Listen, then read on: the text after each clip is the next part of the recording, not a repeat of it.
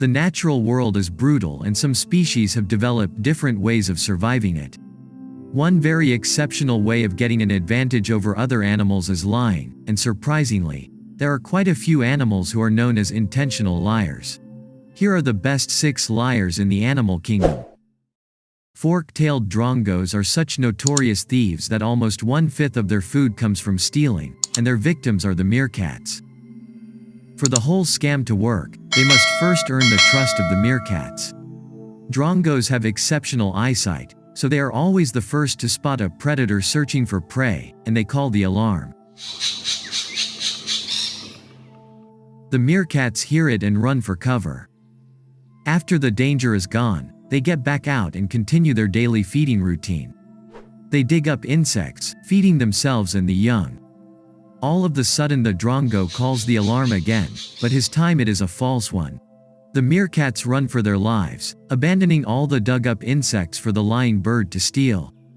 The meerkats quickly get out of their burrows as they don't see the danger. They realize they have been fooled, so next time the bird calls the eagle alarm, they don't run. But the drongo has another trick to pull.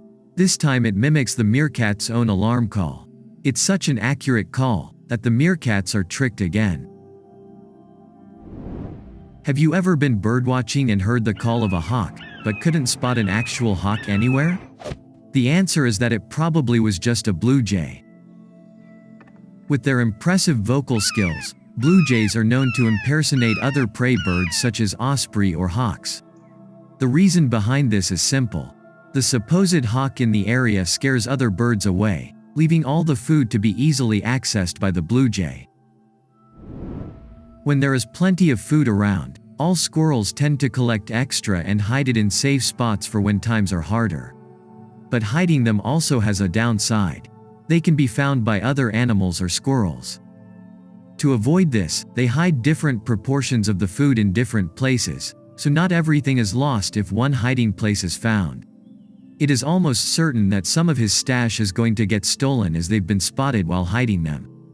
When they feel like they are being watched, they dig multiple holes and cover them up, but putting food in only some of them.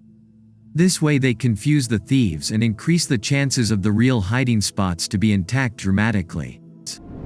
Watching tourists closely, the animal quickly approaches them, stealing valuable items like their phone or sunglasses. They don't run too far away, but sit on a nearby ledge with the item in hand, waiting for the owner to try and get it back. They will only give it back if offered something of value to them, which usually is food. Some birds don't lay eggs in the most secure place, so they need to be creative on their ways of protecting them. One of these birds are killdeers, and they build their nests on the ground. To protect their eggs or youngsters, they use the art of distraction. When a predator is headed towards the nest, the killdeer parent lures them away from it by pretending to have a broken wing. This way they appear as easy prey for the predator.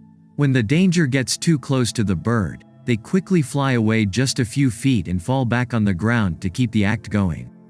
When the predator is finally far enough from the nest, the bird flies away for good, leaving the predator confused and hungry. Maybe the most fascinating story comes back from the 80s. Coco was a gorilla born in zoo in San Francisco. She could speak the gorilla sign language and had an active vocabulary of more than 1,000 signs. During the 80s, Coco adopted a kitten named All Ball, and she always used the cat as a scapegoat when she was being bad. One time, Coco ripped a steel sink from a wall, pointed at All Ball, and signed, "Cat did it." Did you know that animals are capable of lying? Which animal do you think is the best at it? Why is this bird feeding the fish? Stories such as, a hawklet adopted by bald eagles, or, a lioness nursing a leopard cub, remind us that sometimes love is all you need. And now, another example of interspecies care is this black-headed cardinal feeding the fish. Or swans and ducks doing the same. Why are they so driven into feeding them? Are the fish tricking the birds? Is it a symbiotic relationship where they both gain from the relationship? Or unconditional love simply prevails? To figure it out, we will dive into the lifestyle of the fish as well as the birds involved. The fish getting fed in the videos are mostly goldfish or koi fish. They are both omnivores, meaning they feed on different plants found at the bottom of the pond, as well as insects or shrimps. Occasionally, they can be seen gulping at the surface of the water, and this has a purpose. They suck down insects and other prey, as well as acquire more oxygen. While on their normal gulping routine, even though rarely, they get treats from birds such as a black-headed cardinal. Their diet is basically the same, so there is no reason for the fish to refuse free food. But why would a bird feed them, when they could be feeding their own youngsters? According to biologist Christina Reel, this happens because the appearance of the goldfish's open mouth at the surface of the water is just similar enough in size and shape to the open mouth of a baby bird. That triggers the instinct in the adult bird to provide food to it. Basically, the fish unintentionally confuse the cardinal and take advantage of them being extremely good parents. This is not the first time a cardinal has been observed feeding fish, and the best explanation to why this happens may come from the radio program of 1987, For the Birds. In North Carolina, one male cardinal fed 7 goldfish in a garden pool for several days. No one knows exactly how the whole thing started, but the theory is that the cardinal, who probably lost his own brood somehow, went to the pool for a drink and noticed the bright orange gaping mouths of the fish. The color pattern of the fish's mouths, so much like that of young cardinals, must have stimulated him to look for food, so he brought back a beakful of worms and stuffed them into the pleased goldfish. After that, he would bring food to the pool fence and chirp loudly. The fish would crowd to the water's edge, and sometimes even jump out of the water in their eagerness to be fed, and he would stuff more food into them. Many ornithologists would explain this behavior as simply a stimulus-response situation, and let it go at that, but Joel Carl Welty, who wrote one of the current leading ornithology texts, put it much more nicely.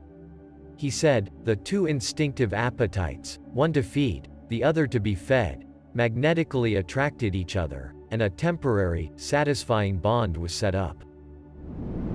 On the other hand, the reason why ducks or swans feed the fish is much less complicated.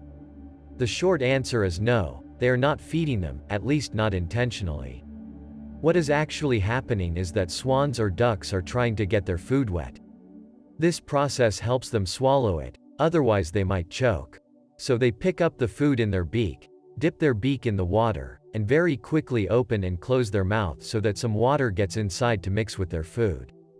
While doing this, a fair amount of food falls into the water, and fish just make use of that. Carp, the fish family to which goldfish and koi fish belong, are intelligent, and can remember areas where food is regularly provided, so they come back and feast with the bird.